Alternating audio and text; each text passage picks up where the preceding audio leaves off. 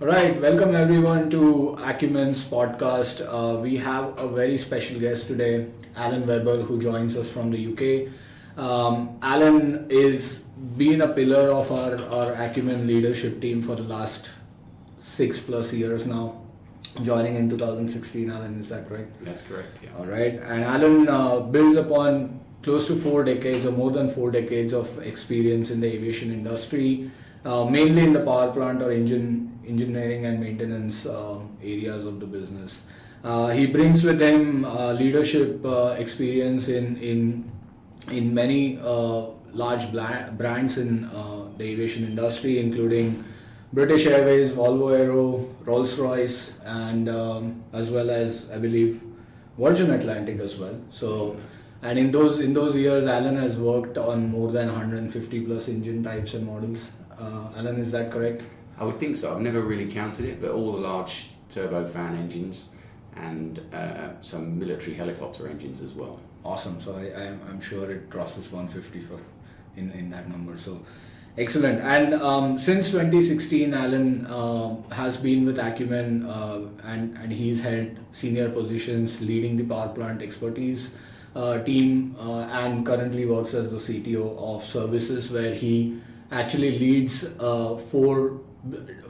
different business verticals, including technical asset management, due diligence services, data management, training, and as well as camo, right? So he's been instrumental in getting our services expanded and scaled up to meet the aviation needs, and still remains grounded to engines at the heart. So, Alan. Certainly, yeah. I think I'm a dyed-in-the-wool power plant engineer. I was a power plant apprentice, and so it always stays with you, and it's probably my first love. Excellent.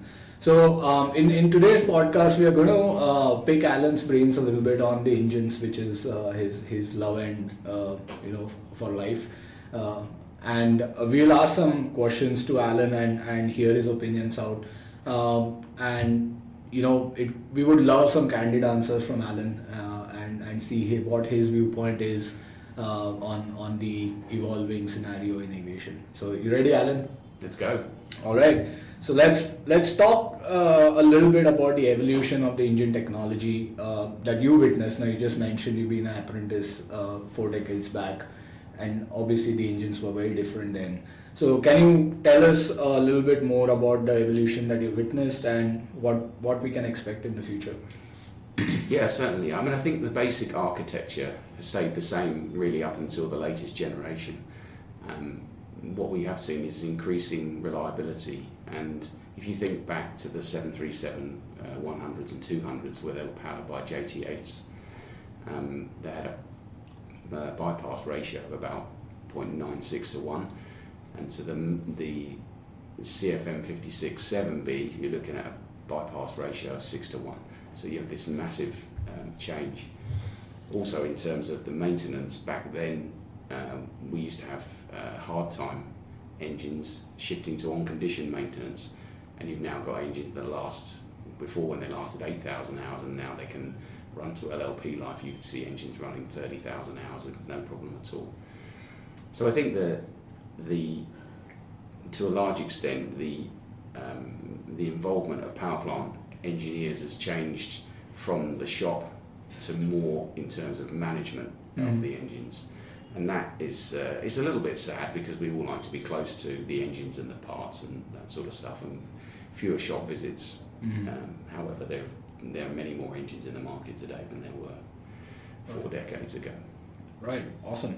And you just mentioned a little bit about the maintenance of the engines, and I know for a fact that maintenance of engines is probably way more complex than the airframe or the other major components in the airplane. As far as the life of engines is concerned, and it's subjected to so many operating parameters. Walk us through a little bit on how that has evolved, and you just mentioned a little bit about the on-condition maintenance, and now the reliability going up to even higher. What are your opinions on the maintenance philosophies currently in use, and what do you see probably changing in the future? Yeah, I think it's interesting. There's a bit of a paradox, really, in that back in the old days, we'd have hard time engines and we were throwing away money because as they were becoming more reliable, we realised that moving to on-condition maintenance was much more cost-effective. And now the OEMs have made the engine so reliable, certainly on the short haul, that now the life-limited parts are actually limiting the lives of the engines. So there needs to be a lot more work done on life-limited parts in order to grow those lives to ensure that we can get full value out of a full run of an engine. I think that going forward, that's certainly something that the industry needs to work on in order to extract maximum value out of the lives on the wing. Excellent. And again, just following up on that, you mentioned shop visits, and obviously the shop visit costs are a huge element of exposure, not only for the airline but for the lessors as well. It can result in bad decisions being made, or let me rephrase that. Maybe the decision is not bad circumstantially, but the outcome is. And as you've been instrumental in the development of the Converge application and the solution within Acumen since you joined, can you please elaborate a few of the salient features of that, and why you feel that applications and solutions like those are kind of the game changers in the coming days? Yeah, certainly. I think that one of the problems that we have is that the OEMs, although they publish expected life on wing and expected shop visit costs, they are at very specific hour to cycle ratios and very specific regions, whereas what we've found through the data that we've collected over the years is that engines operate for different periods of time, and the shop visit costs vary markedly depending on where in the world they've operated and the hours to cycle ratios they've operated under. So what we wanted to do was to bring that information all together to allow lessors to establish a maintenance reserve value which would represent the real situation for the engines, or at least limit the risk or understand the risk. Right. Since the MR calculation, or the MR agreed, is usually a commercial decision anyway, at least it allows them to assess the risk as to whether or not there's going to be funds available and how short those funds will be. Right.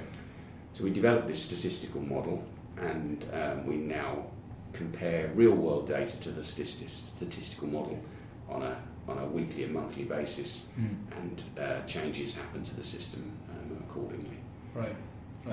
And when it comes to the complexity of simulating scenarios, can you elaborate a little bit on that in terms of how the product helps in at let's say a pre-lease negotiation stage, or to kind of make decisions based on not only your own experience in the industry, but to kind of bounce it off as a sounding board on the application to verify your numbers? Absolutely. The good thing about it is you can plot the life cycle of the engine over the course of the lease specific to the operation, and therefore you can try to work out what work scopes would be most appropriate, right, when you'd replace LLPs, and certainly on long haul engines, whether or not you would replace LLPs or whether you would go for part life LLPs. Right.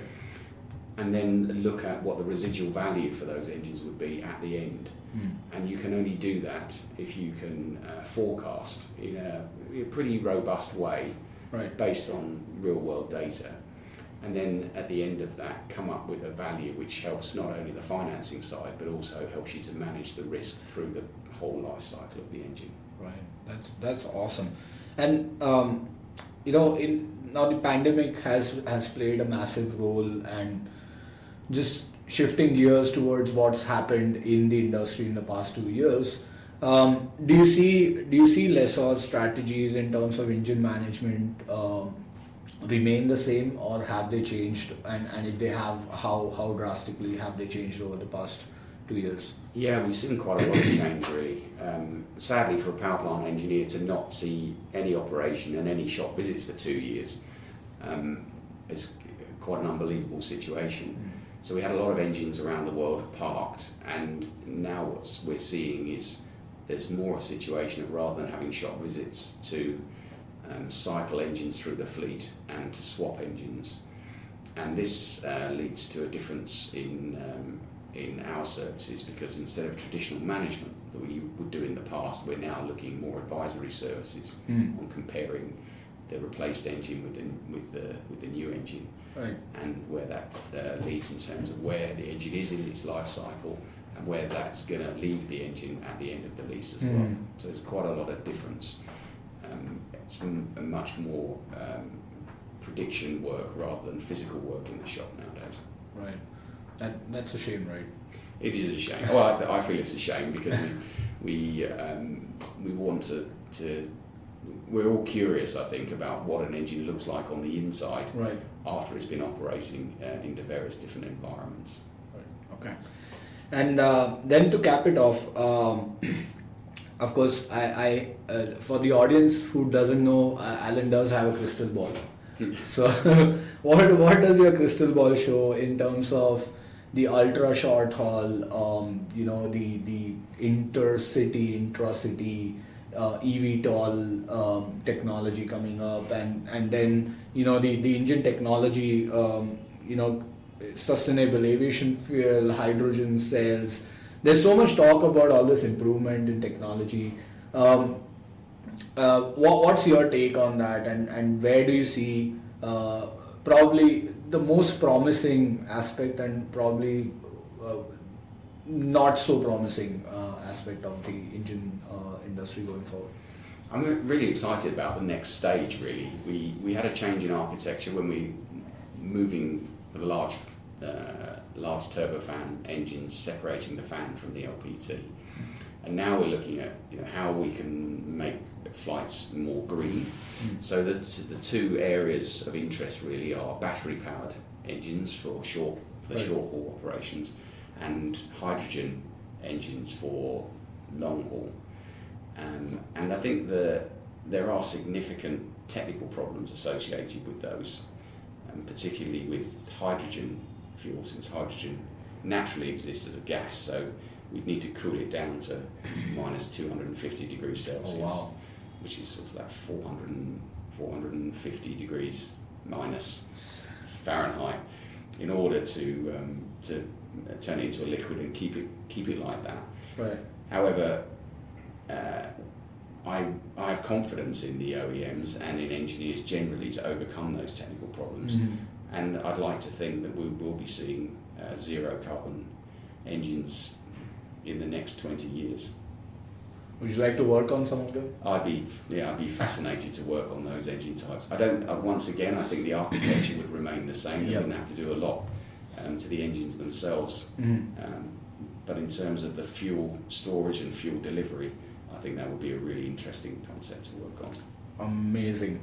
So I think I've kind of come to an end, although there would be so many questions more. I would encourage the audience to kind of listen in to the podcast, reach out to us, and share more questions if you have one. I'm sure you do. So please don't hesitate to send us across your questions. Alan, thanks for being here. I'm so glad to have caught you for this podcast. It's been on our minds for a couple of years, but having you in person is way more better than having you on a Zoom or a Teams meet. So that's my pleasure, mate. It's nice to be back in Bangalore after 2 years, and hopefully the world will get back to normal, and we can all start using the aviation world again. Thank you. Awesome. Thank you so much. Thank you. Okay, that's the end of the podcast, guys. Thank you for tuning in, and also stay tuned for the next one coming up very soon. We'll have another excellent colleague and veteran of this industry joining us in the next podcast. So watch this space, guys. To know more, reach out to us at sales@acumen.aero or support@sparta.aero. We would be happy to assist.